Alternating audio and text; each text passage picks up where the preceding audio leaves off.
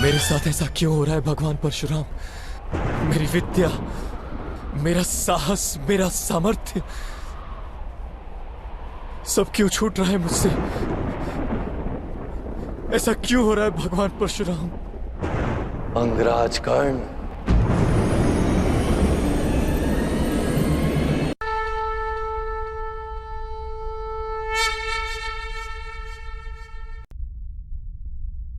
भगवान परशुराम के शब्दों को स्मरण कीजिए। जाओ कर्ण, जीवन में एक समय ऐसा आएगा जब तुम्हारे लिए परीक्षा का सबसे बड़ा क्षण होगा। तो उसी क्षण तुम्हारी विद्या तुम्हारा साथ छोड़ देगी, लुप्त हो जाएगी, तुम्हारे किसी काम नहीं आएगी। जो विद्या नीति के मार्ग पर चलकर प्राप्त की जाती है, वो संकट के समय में साथ छोड़ देती है। ये भगवान परशुराम का श्राप नहीं अंगराज, प्रकृति का नियम है।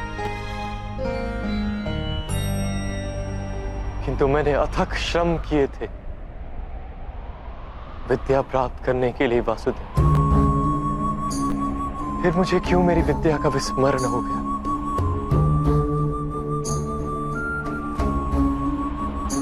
विद्या प्राप्त करने का प्रयत्न आपने क्यों किया था अंगराज? क्या विद्या का महत्व जाना था आपने? क्या विद्या प्राप्त करके समाज को लाभ देने की इच्छा थी आपके हृदय में? या केवल अपने अपमान का प्रतिशोध लेने हेतु आपने विद्या प्राप्त की? जब ज्ञान को मनुष्य साधन मानता है, किसी अन्य वस्तु को प्राप्त करने हेतु ज्ञान ग्रहण करने निकलता है, तब ज्ञान ग्रहण करते समय उसका मन स्थिर नहीं हो पाता। ज्ञान उसकी आत्मा का गुण नहीं बन पाता।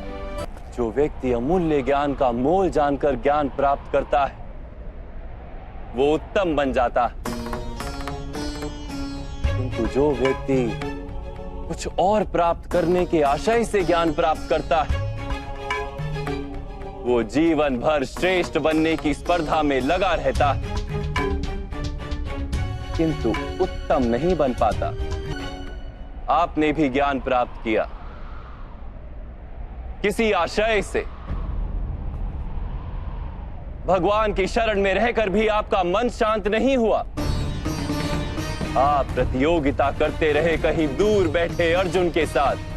मैं लौटूंगा, पर इतना विश्वास दिलाकर जाता हूँ कि मैं भारतवर्ष का सबसे श्रेष्ठ धनुर्धर बनकर लौटूंगा और आपके सभी शिष्यों से श्रेष्ठ बनूंगा मैं। ज्ञान प्राप्ति का आपका आशय ही अनुचित था, तो इस विद्या का विस्मरण कैसे नहीं होता अंगराज? कैसे नहीं करता मैं प्रतियोगिता वासुदेव? कैसे समझौता कर लेता अपने जीवन के साथ? ये समाज निरंतर ही मेरी संभावनाओं को कुचलता रहा है, मेरी शक्ति को सम्मान नहीं दिया, मेरे सपनों को स्वीकार नहीं किया, सदा ही सूत पुत्र कहकर अपमानित करता रहा है मुझे। अपने पिता की बात मान लो, क्योंकि उन्हें ज्ञान है कि सूत में सामर्थ्य नहीं होता।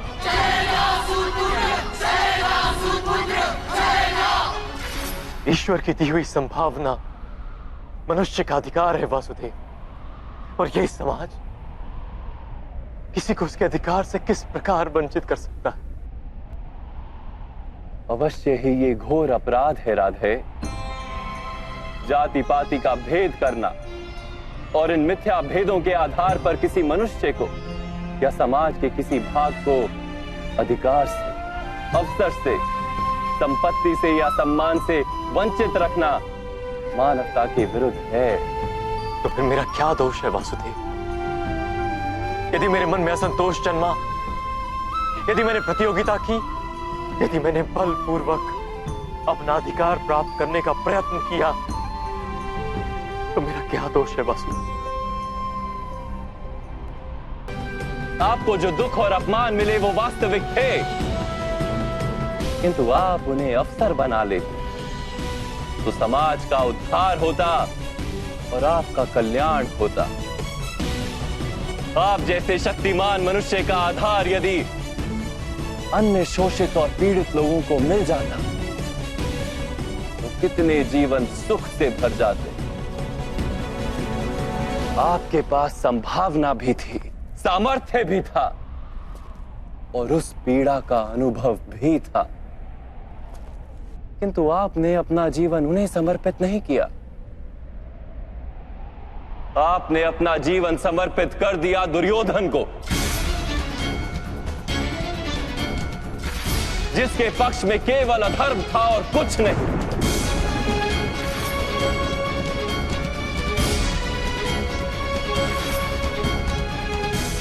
अब देखिए अपनी स्थिति। आप दुर्योधन के पक्ष में खड़े रहे, आप पांचाली के वस्त्र हरण जैसे पाप के भागी बने। आप अपनी माता का सम्मान नहीं कर पाए, अपने ही भाइयों के 2-2 पुत्रों की हत्या की आपने, और आज अपना धर्म गंवाकर, अपनी विद्या गंवाकर, अपना संतोष गंवाकर अपने ही अनुज के हाथों मरने के लिए सज्ज खड़े।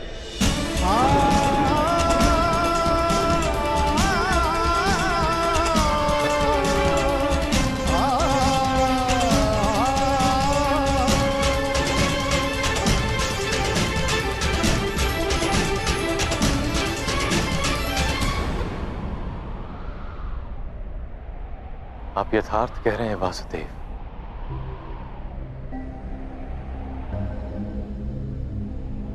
किंतु मैं मित्र दुर्योधन के उपकारों का विस्मरण नहीं कर सकता। कौन सा उपकार राधे? क्या आपसे मित्रता करने के पश्चात दुर्योधन ने समग्र हस्तिनापुर के सूतों और पीड़ित मनुष्यों को विद्या का अधिकार दे दिया? क्या उसने सारे पीड़ित और शोषित समुदाय को अपना लिया? नहीं, नहीं राधे, उसने केवल अपने लाभ हेतु आपसे मित्रता की। आपके हृदय में अर्जुन के प्रति जो प्रतिस्पर्धा थी, उसके कारण आपसे मित्रता की। यदि आपने अपने दुखों का त्याग करके समाज के दुखों को अपनाया होता तो दुर्योधन की मिथ्या मित्रता का सत्य आप जान पाते। यदि दुर्योधन के हृदय में उपकार की भावना होती तो आप उसके माध्यम से संसार के पीड़ितों को लाभ करवा पाते। वास्तव में उसे सारे अधर्मों और अपराधों से मुक्त करवा पाते, किंतु आपने सत्य जाना ही नहीं। आप पर किए गए उपकारों का वास्तव में कोई मूल्य ही नहीं था। मैंने जीवन भर पीड़ितों और वंचितों को दान दिया है वासुदेव। अपनी संपत्ति में से अपने पास कुछ भी नहीं रखा। धन दान का वास्तविक लाभ दानी को होता है, दान प्राप्त करने वाले को नहीं। आपने यदि अपने सामर्थ्य का उपयोग अपने जैसे पीड़ितों को स्वतंत्रता दिलाने के लिए किया होता तो सबको लाभ होता राधे। आप कहते हैं कि समाज ने आपकी संभावनाओं का नाश कर दिया, किंतु ईश्वर द्वारा दी गई उन संभावनाओं का मूल्य तो आपने जाना ही नहीं।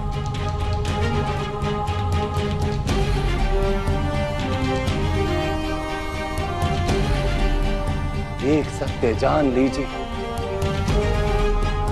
जो व्यक्ति समाज के लिए जीता है उसे स्वयं भी लाभ होता है, किंतु जो व्यक्ति केवल अपने लिए जीता है वो स्वयं को और समाज को दोनों को हानि पहुंचाता है। कुरुक्षेत्र में आज जो विध्वंस हो रहा है उसका कारण ना दुर्योधन है और ना ही मामा श्री शकुनी। ये पाप 3 महारथियों का है, महामहिम भीष्म, गुरु द्रोण और आप राधे।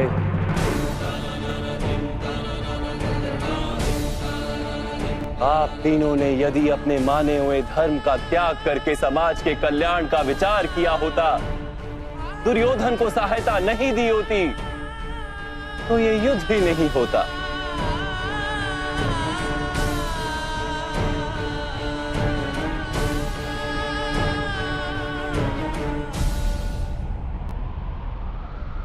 आप उचित कह रहे हैं वासुदेव।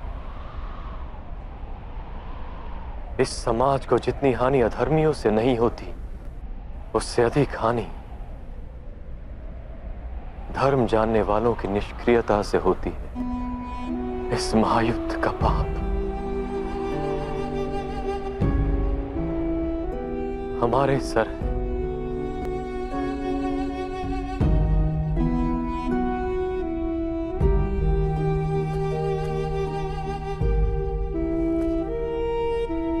अब समय है राधे, अपने दुखों को भूल जाइए, अपने अधर्म का त्याग कीजिए और अपनी मृत्यु को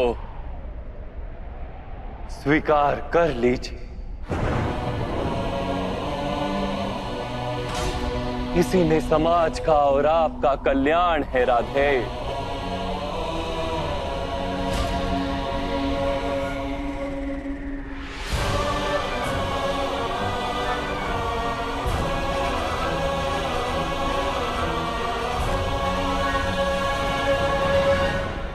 मैं आपका आदेश स्वीकार करता हूं वासुदेव, मृत्यु का भी स्वीकार करता हूं।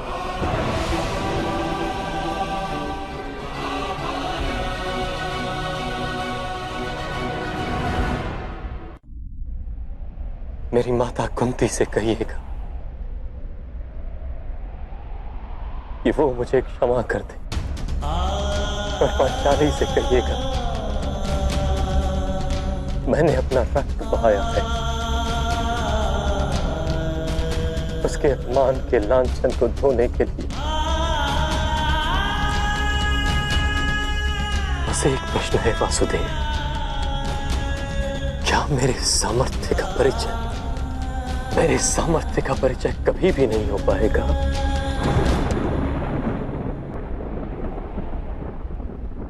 राधे, जब आपके हाथ में धनुष नहीं, आपके रथ का पहिया भूमि में धंसा और आपको अपनी विद्या का विस्मरण हो गया, ऐसे अवसर का लाभ उठाकर आपका वध करना पड़ रहा है। क्या यही आपके सामर्थ्य का प्रमाण नहीं?